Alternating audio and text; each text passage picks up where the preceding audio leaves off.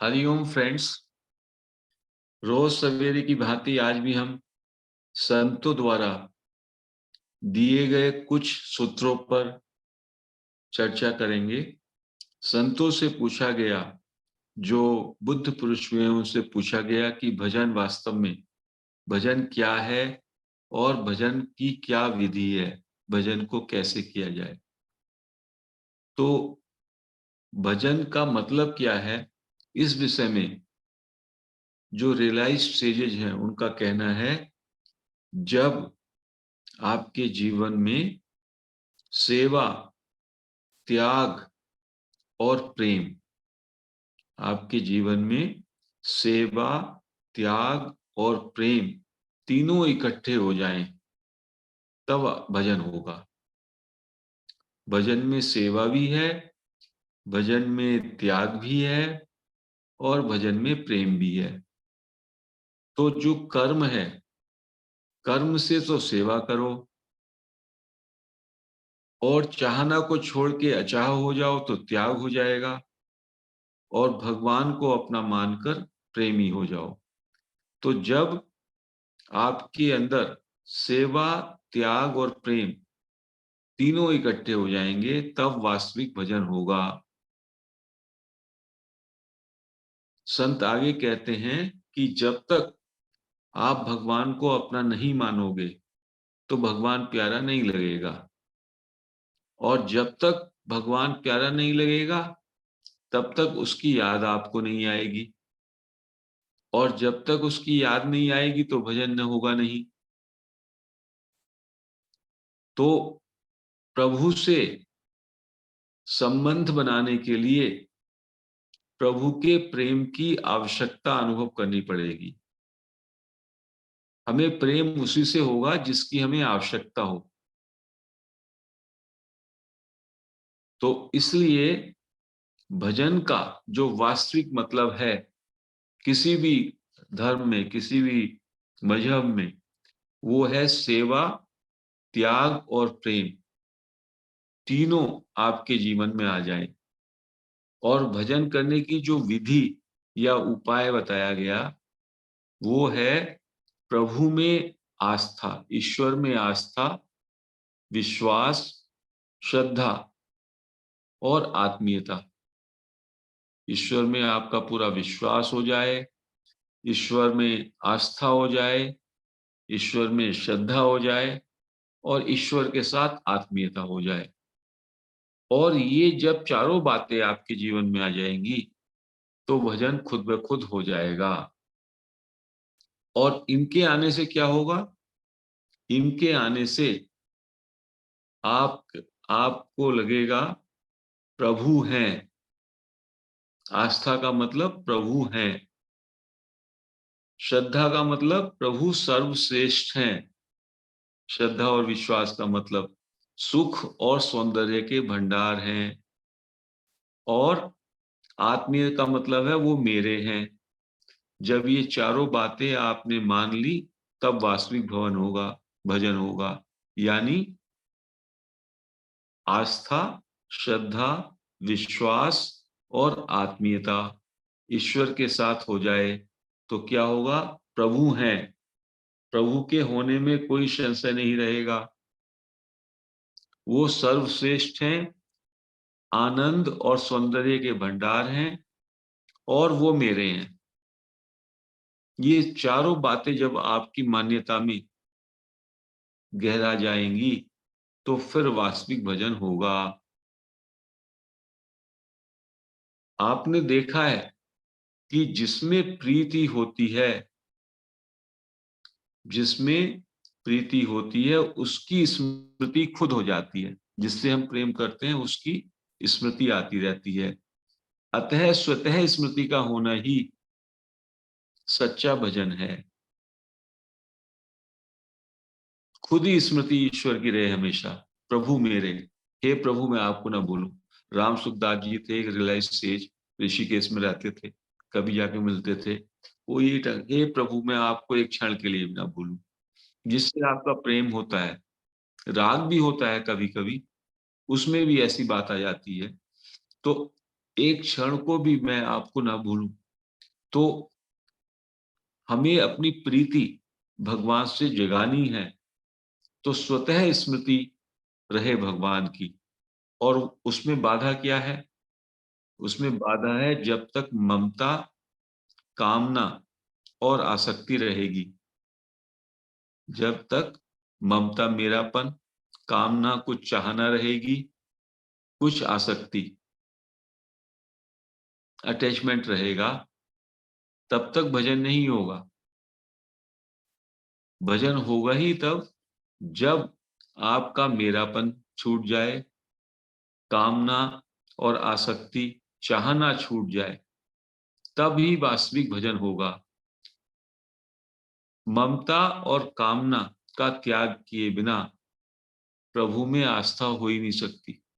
क्योंकि यदि प्रभु हैं, ईश्वर हैं और ईश्वर मेरे हैं, तो फिर बाकी सारी संसार के पदार्थ और वस्तुओं में कामना, आसक्ति, ममत्व रहेगा ही नहीं।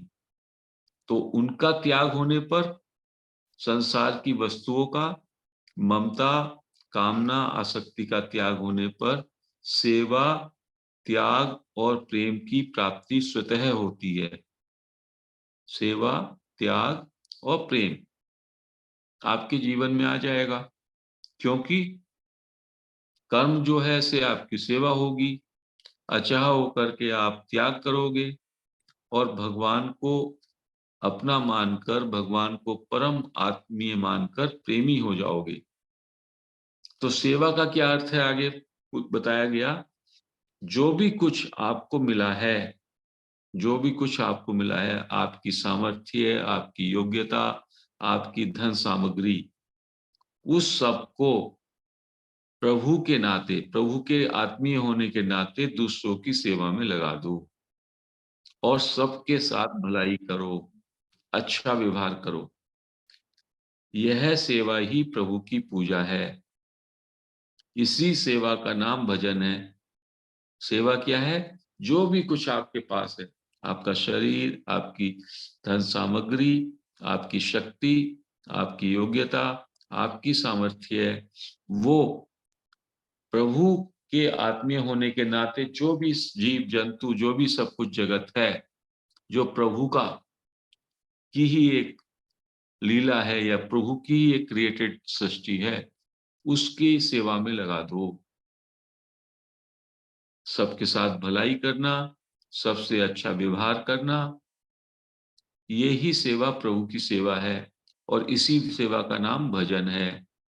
और संसार में जो कुछ है, संसार में जो कुछ है वो मेरा नहीं, मेरे लिए नहीं और मुझे कुछ नहीं चाहिए, यह त्याग है। अचाहना हो जाएगी इससे। और मानव के जीवन में त्याग आने पर ही असंगता होती है। असंगता नहीं होगी तब तक प्रभु के साथ आत्मीयता नहीं होगी। जब तक आप अचाह नहीं होंगे तो असंग नहीं होंगे। और उसके लिए आपको क्या मानना पड़ेगा कि इस संसार में कुछ भी मेरा नहीं है और ना मेरे लिए है और ना मुझे कुछ चाहिए। इसका नाम त्याग है। इस त्याग से आप भजन में आएंगे। तो सेवा से संसार प्रसन्न होगा, त्याग से असंग होके आप अपने में तृप्त हो जाएंगे तो अपने में प्रसन्नता आएगी, और प्रेम से ईश्वर प्रसन्न होगा। तो कहते हैं तीन चीजें हैं। यदि आप उसको कैटेगराइज करो, एक संसार है, एक मैं हूं और एक प्रभु है। तो सेवा से तो जगत को आपने प्रसन्न कर दिया, वास्तव में जगत भी ईश्वर का ही एक रूप है। त्याग से जब मेरी कोई चाहना ना रही, मैं असंग हो गया, तो मैं अपने स्वरूप में वापस आ गया, तो मुझ में प्रसन्नता आ गई। और प्रेम से मैंने ये कहा, हे प्रभु, मैं तो प्रभु का हूँ, प्रभु ही मेरे सर्व आत्मीय हैं, प्रभु में श्रद्धा, इससे, इस प्रेम से प्रभु प्रसन्न होते हैं। तो इससे क्या होता है? सेवा, त्याग और प्रेम से आपको का भजन होता है। आप ईश्वर के हो जाते हैं, आपको ईश्वर प्रेम मिलता है, आप अचाह हो जाते हैं, आप असंग हो जाते हैं। तो संतों ने कहा दुराचारी वह भोगी मनुष्य, भोग करने वाला, भोगासक्ति रखने वाला, संग्रह करने वाला, सदाचार का अनुपालन न करने वाला व्यक्ति हृदयहीन होता है, निर्दयी होता है और हिंसक होता है। इसलिए ऐसा व्यक्ति सेवा, त्याग और प्रेम न तो कर सकता है, न उसका अधिकारी है। तो इसके लिए हमें सदाचार का जीवन अपनाना पड़ेगा, संयम का जीवन अपनाना पड़ेगा, तभी हम सेवा, त्याग, प्रेम पाने के लिए अधिकारी और सच्चे मानव बन पाएंगे और फिर भजन होने लगेगा। सेवा और त्याग के बिना प्रेम की उत्पत्ति नहीं होगी और प्रेम के बिना प्रभु नहीं मिलेंगे। इसलिए सेवा, त्याग और प्रेम प्राप्त करके ही सच्चा भजन कर सकते हैं, ऐसा संतों ने कहा। तो अभी तक हम जो कहते हैं कि हम लोग बैठ करके सुनते हैं और सुना भी सकते हैं, लेकिन जीवन में जब तक हम इसे बात को नहीं उतारेंगे, त्याग की भावना वो सेवा से आएगी, सेवा से हम लोगों के अंदर ममत्व छूटेगा और चाहना छोड़ने से हम असंग बनेंगे, अपने से प्रेम होगा, स्वरूप में आएंगे। तो हम संसार की सेवा करें, चाहना को छोड़ें, अपने से प्रेम होगा और फिर हमें प्रभु से भी प्रेम होगा। तो तब वास्तविक भजन होगा और मानव जीवन का यही उद्देश्य है। इसके लिए हमें वास्तव में सेवा, त्याग और प्रेम को अपने जीवन में उतारना होगा और इस कार्य में सेल्फ इंक्वायरी का प्रैक्टिस भी बड़ा काम आता है। सेल्फ इंक्वायरी प्रैक्टिस से धीमे धीमे हमारे अंदर तमाम जो संकल्प हैं, तमाम जो वासनाएं हैं, उनसे हम मुक्त होते हैं और हम धीमे धीमे अपने स्वरूप में लौटते हैं। लेकिन उसके पीछे जो बहुत सारा विज्ञान है वो यही है, यदि आप चाहना करते रहोगे, आसक्ति में रहोगे, धन सामग्री का संग्रह करते रहोगे, तो ये ऐसे ही हुआ कि आप सेल्फ इंक्वायरी प्रैक्टिस से जैसे मटका है, मटके में थोड़ा पानी डाल रहे हो और उस मटके में बहुत छेद है, तो पानी बह रहा है। तो हमें अपनी दिनचर्या, अपने दैनिक जीवन को देखना पड़ेगा, उसमें सदाचार का कितना हम पालन कर रहे हैं, हमारे जीवन में सेवा और त्याग कितना आया। तब धीमे धीमे हमारी प्रभु से आत्मीयता बढ़ेगी, हमको लगेगा कि केवल प्रभु ही मेरे हैं और प्रभु से प्रेम होगा, तब आपके जीवन में वो सच्चा प्रेम जागेगा। तो आज हम इस चर्चा को यहीं पर समाप्त करते हैं।